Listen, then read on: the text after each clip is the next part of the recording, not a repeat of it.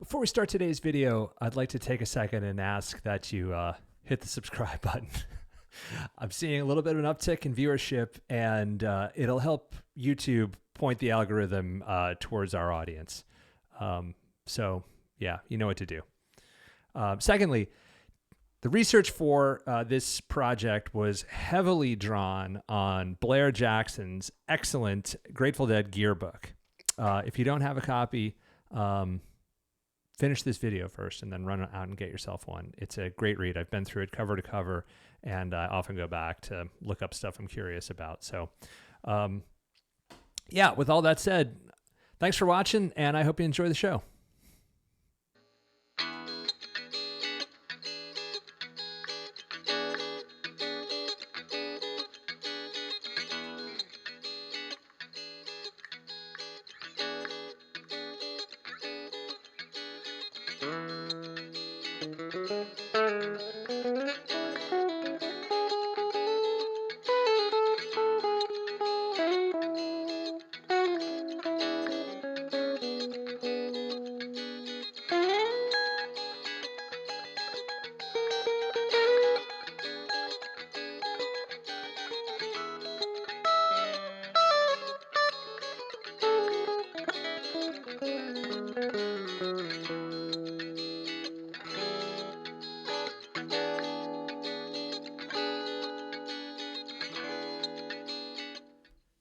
Hi there, friends.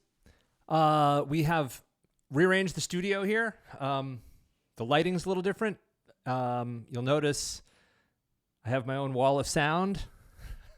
And it's all being driven by the mighty Mac, proving once again that 300 watts of solid state power is in the right hands. Absolutely a bedroom amp. Today, we're talking about the Grateful Dead and Ibanez guitars.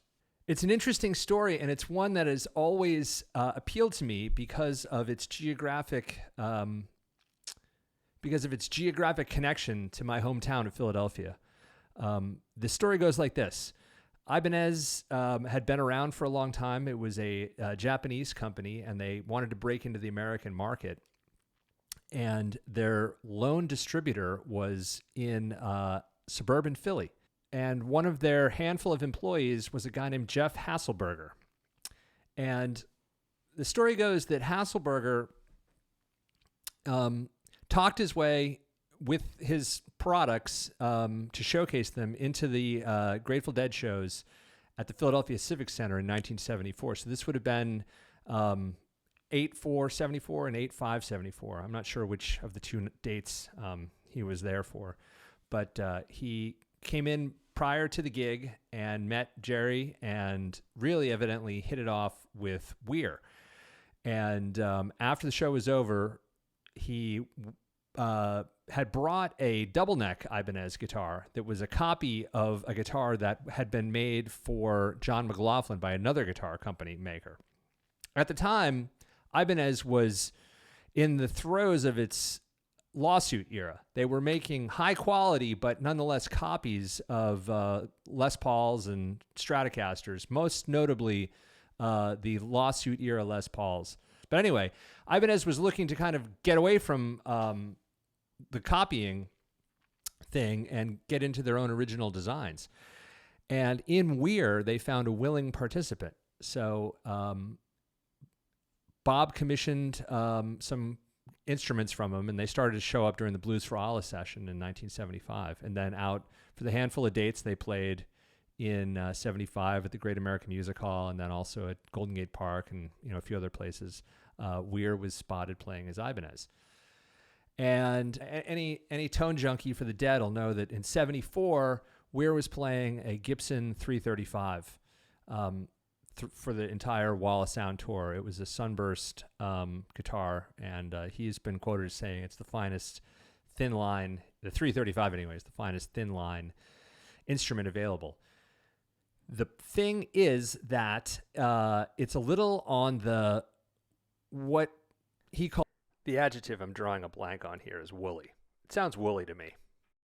dark sounding. I think he was putting flat wound strings on it. He was typically playing it in the middle position, and it does sound dark. If you listen to those 74 shows, his playing is kind of a mellow, jazzier, I guess you'd call it, rhythm guitar, really chewy humbucker, in the middle spot sound. And he wanted a little more sparkle. So the early guitars of his had, he had one crazy one with a single coil guitar that you could slide around. But it was the Ibanez guitars culminating with the Cowboy Fancy model that he developed his 3 toggle switch for the 3 pickups. And really, I think of the quintessential Weir sound as 3 single coils that are all on at the same time. And that sound came out of those Ibanez guitars. In my research, I watched Keith Williams' excellent history of Garcia's guitars, and they indeed, at one show, Jerry played an MC400. That was 6/25/78 at Autzen Stadium in Eugene, Oregon. And when you listen to the tapes, you can absolutely, to my ears anyway, having spent a lot of time with this guitar, you can definitely hear it's that guitar. The guitar that I have is a 1978 MC400. It's identical to the MC500.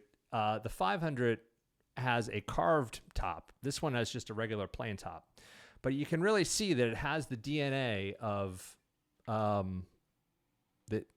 what I consider the Grateful Dead influence on guitar making. The reason that I think that the MC400 is the headiest of Deadhead guitars is that, as you hopefully heard in that little demo, it does both parts. You can do Weir and Garcia with it. I have it set up right now. I have the preamp, which is this little switch here, on, and the front pickup is full humbucking, and then the bridge pickup is on the single coil sound. So it gives you a little of both. It gives you kind of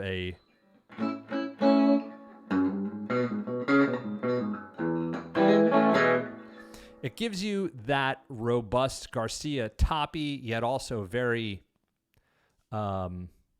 weighty sound, which I think, I hope to talk about this more going further into the tone nerd world, but I think that was Jerry's whole trip, was that he wanted a note that was clear, had high-end sparkle, but also had full, EQ body to it. And you definitely hear that in the 80s. But you can kind of pick it out a little bit in that one 1978 show.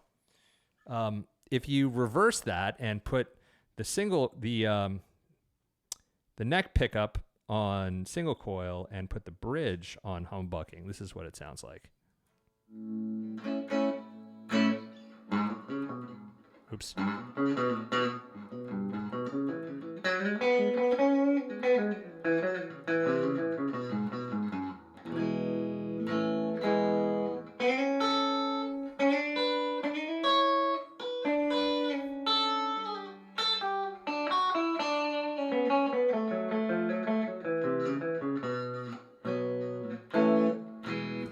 To my ears, that's really more closer to the kind of famous Jimmy Page Les Paul sound, where he puts it in the middle. It's a rounder, sort of phasey guitar sound. But at any rate, for that clip at the beginning, I was playing both guitars, or rather both pickups, in a parallel mode. So these are 3-way toggle switches, so you have 3 choices. Top being full humbucking, middle is tapped, and then bottom is parallel. And that is really one of the quintessential acquired taste sounds of the 1970s.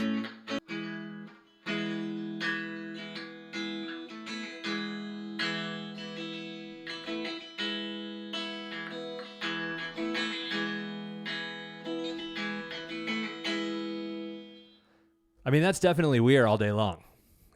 So, yeah. This guitar is sort of one ring to rule them all. Now, a lot of people mod these instruments, and they put the Tiger wiring in it, and I can't speak for other people's motives, but to me, it's sort of done out of a chase for more the aesthetics rather than the sound. The fallback, and I'm going to go out on a limb and guess the reason that Jerry didn't mate with these is that these are the Les Paul scale length. They are not a Stratocaster 25 and a half. This is a 24 3/4 inch scale length, like a Les Paul, like Weir's 335. So I kind of wonder if there's some shared DNA there in that design. But it does have the neck through, like we talked about. It does have an ebony board, and it has this kind of interesting nut that's both brass and bone. Harmonica bridge and a brass stop piece. So a lot of these things look pretty familiar to Deadheads. And then, of course, if you look at the kind of crazy 1970s side of the guitar, which is the way I sort of think of it, it has this preamp, which you can turn off. The guitar doesn't quite have the same... It's definitely made to be played with the preamp on. Like the tone knob doesn't work when you don't have the preamp on. And it just sounds, even on two humbuckers... I mean, I use it that way occasionally in home recording for it because I don't have a Les Paul anymore. So if I do want to get that Jimmy Page sound, this is a good guitar to achieve that.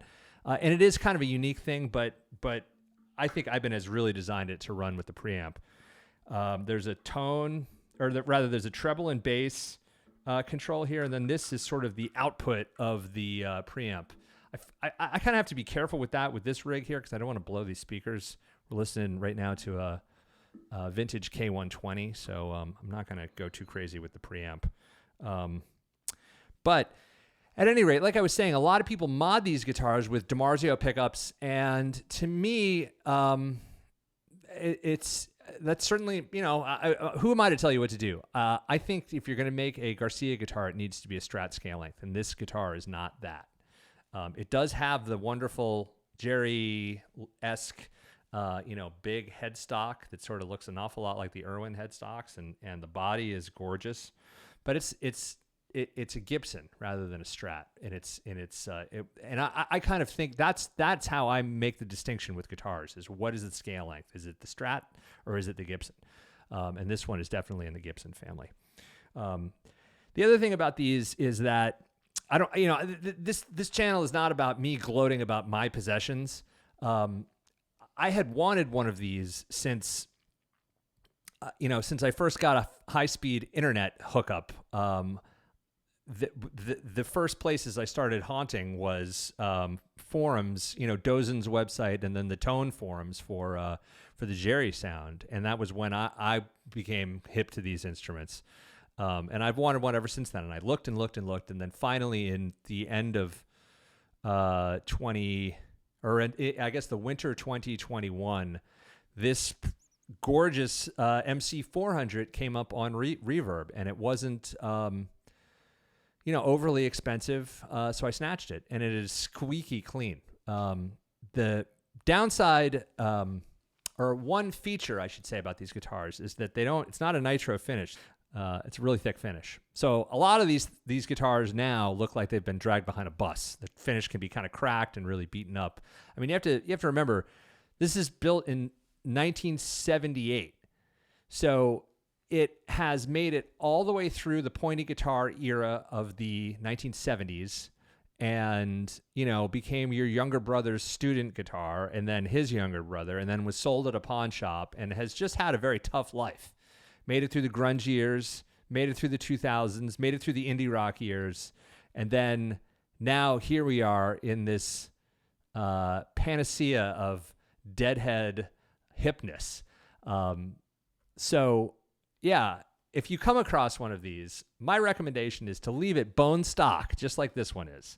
You got a little piece of kind of Japanese American guitar history, that the story goes through Philadelphia, and to my eyes and ears, definitely, for sure, goes right through Front Street and the Grateful Dead world to give us this beautiful and unique guitar. So I'd like to say thank you so much for watching. Thanks for hanging in till the end. Leave a comment. I'd love to hear your thoughts about modding these guitars. If you have one yourself, if you're a devotee, yeah, I would love to chat about it. I've loved these guitars for a long time, and I'm very fortunate to own a really nice one. So with all that said, guys, we'll see you next time. Thanks for watching.